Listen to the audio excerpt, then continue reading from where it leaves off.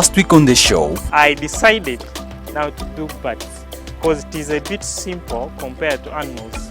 They require small space and they don't take a lot of time. ornamental bird keeping, yes, it is done here in Uganda. Coming up on Seeds of Gold. I would encourage people to venture into ornamental birds, but when you are getting into it, it is important you focus on keeping pure breeds.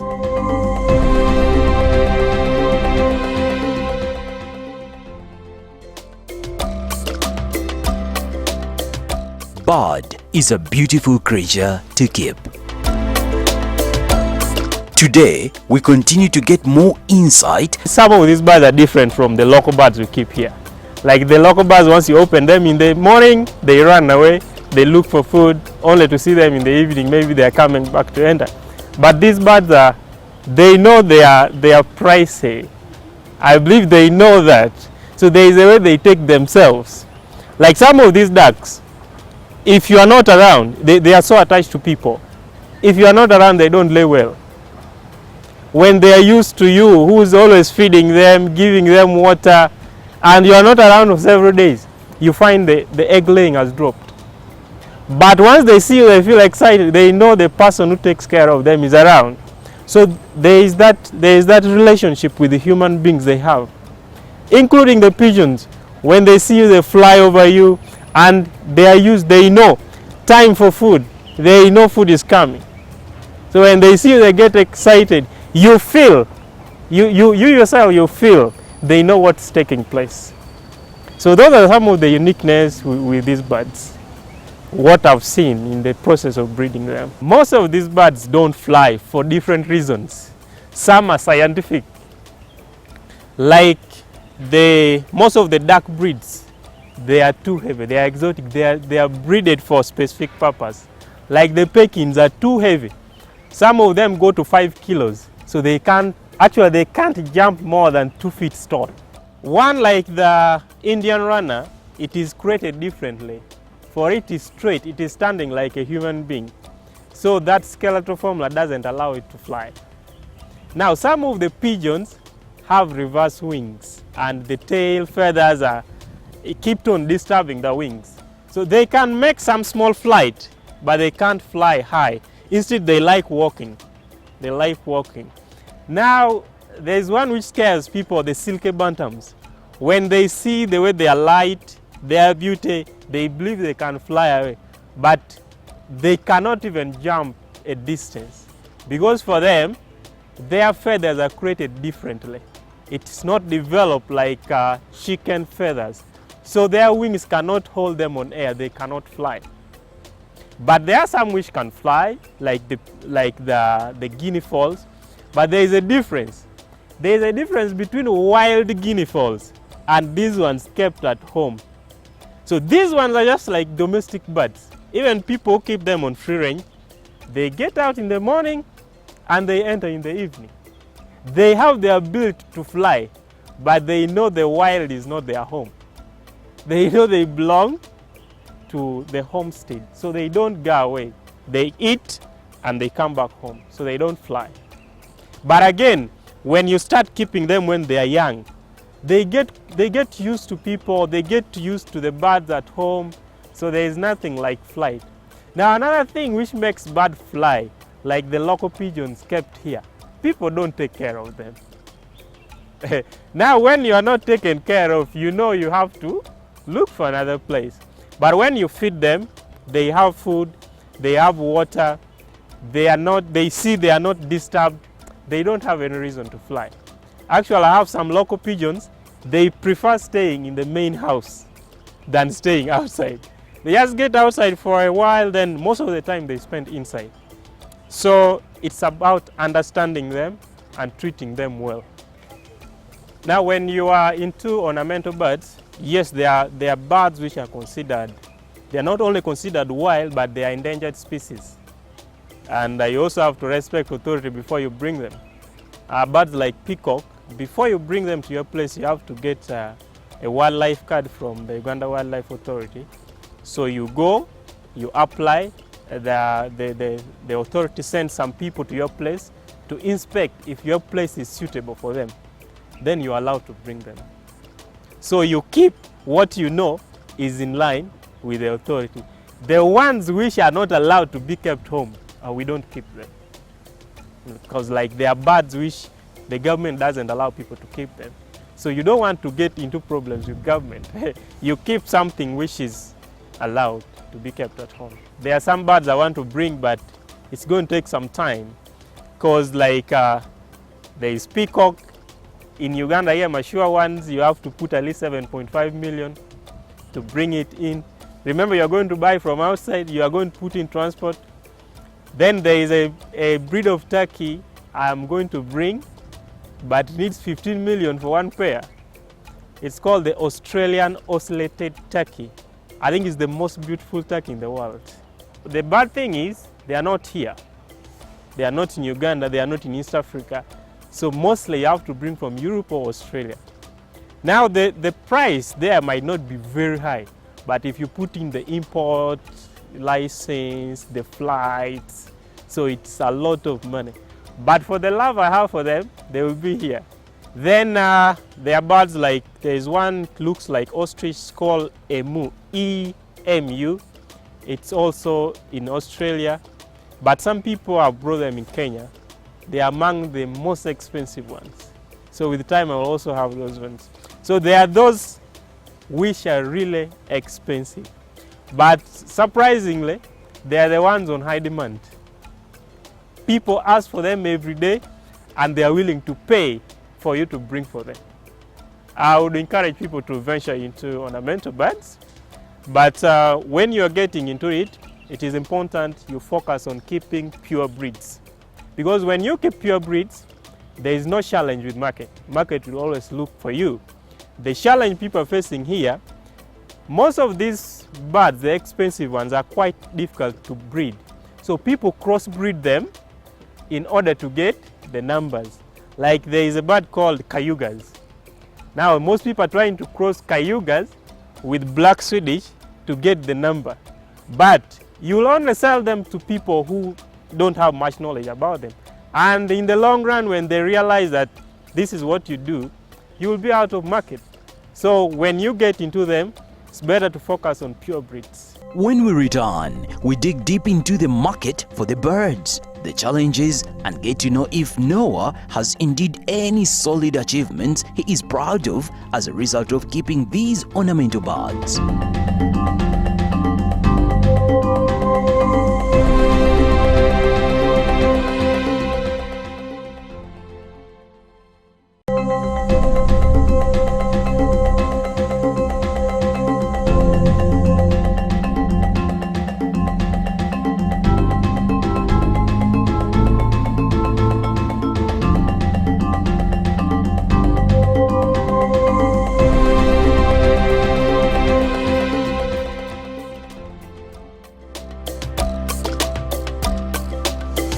In his own words, Noah confirmed to us that the market for the birds look for him. In addition, he does not only sell in Uganda. This is an international business venture.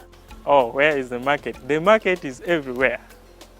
Only that, with these birds, they have specific clients. Not everyone can afford them, that's the first thing. And not everyone wants them.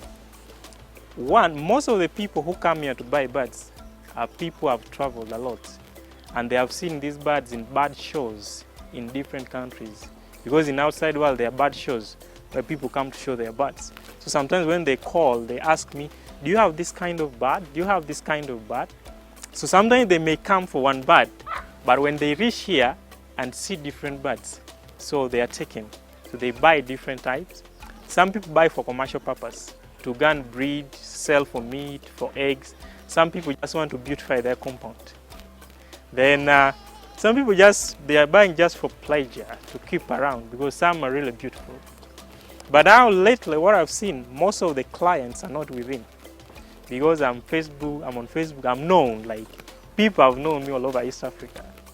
So people come from Southern Sudan. Last week we sent a lot to Southern Sudan.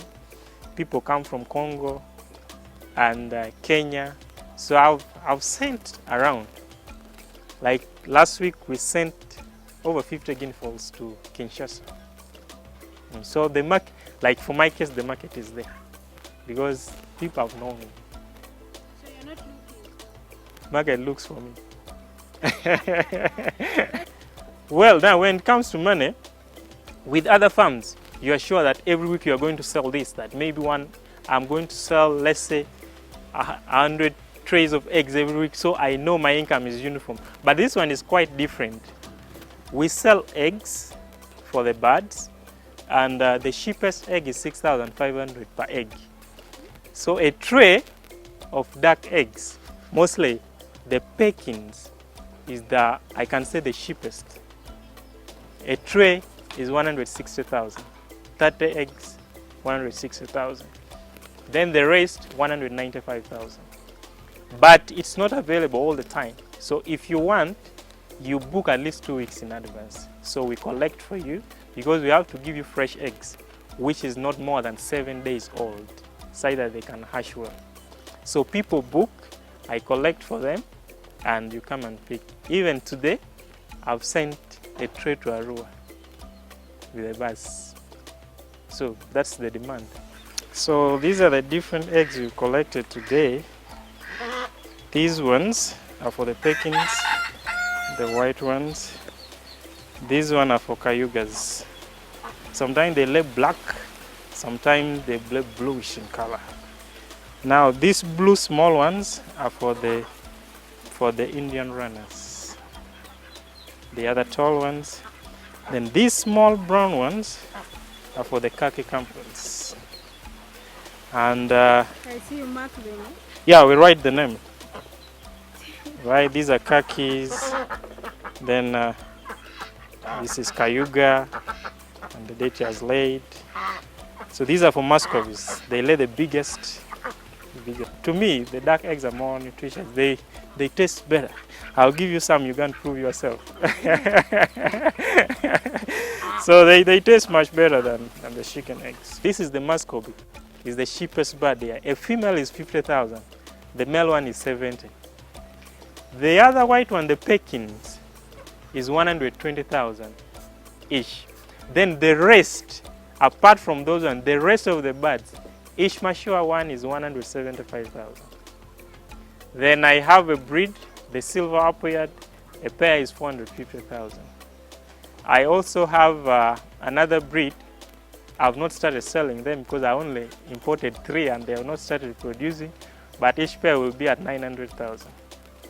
Then I have some birds.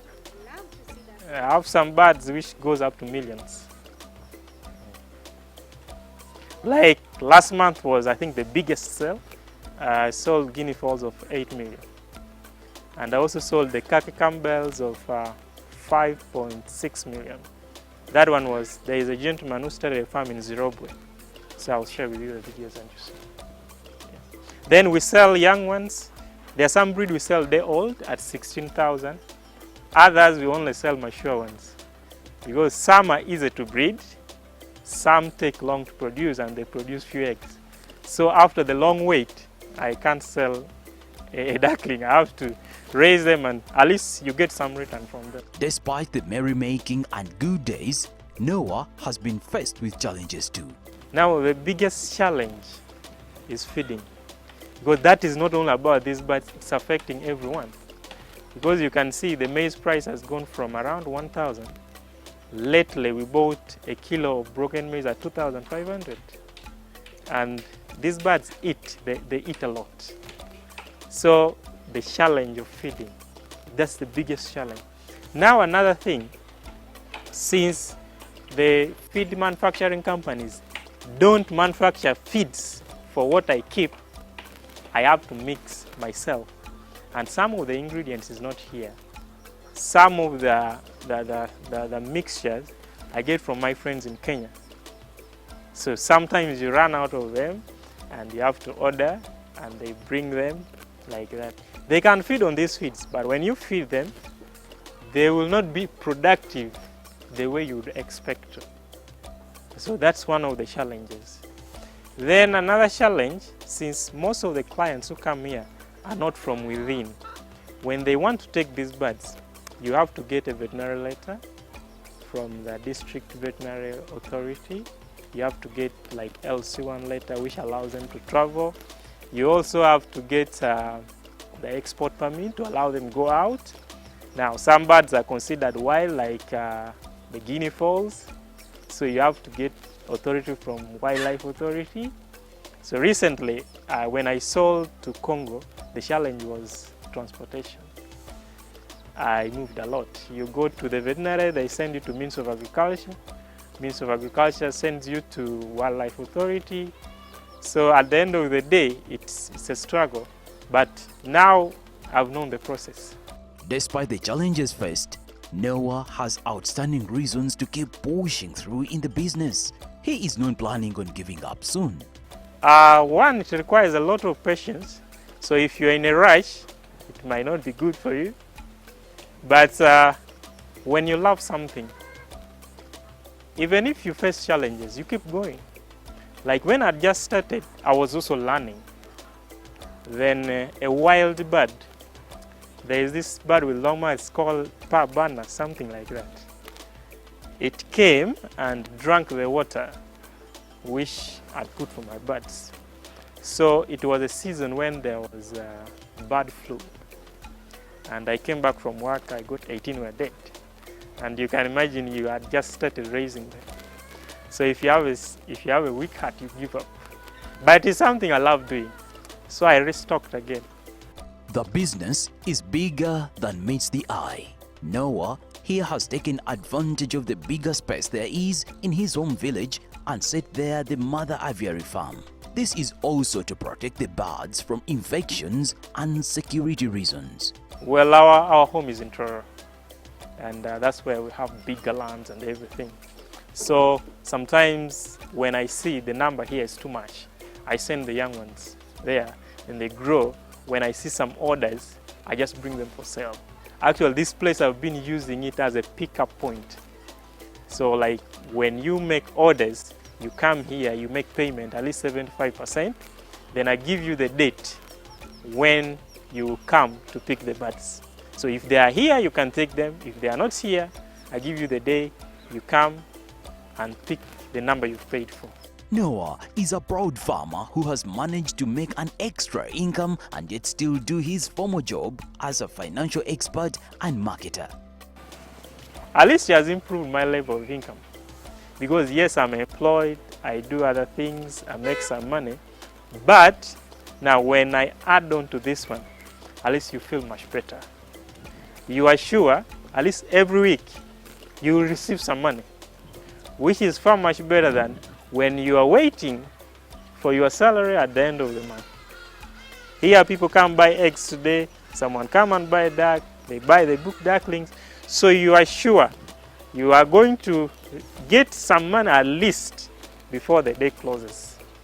So that's one of the achievements I've seen. The sky is the limit for this young entrepreneur. Noah has bigger plans for the future in line with his business. The future plans for these birds. I want to put whatever you see here in 5 acres of land, but within the central region.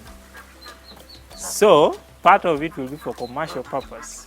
But what I want most, I want to put a learning center where schools, universities, agricultural institutions, individuals can come and get knowledge on how to manage these ducks. Then some people can use it as like there are people just want to watch birds. They want to come and have a view of different birds because most people are not aware they're in Uganda. Even when I share with them pictures that I have them, they say, "You're Muyae, these birds are not here." So I always tell them when they come here, that's when they realize that they are here. Well, the only advice I can say is you get started with the little you can. Because I got started with 3 ducklings and it has taken me places. So it is better to at least start something that can help to improve on your level of income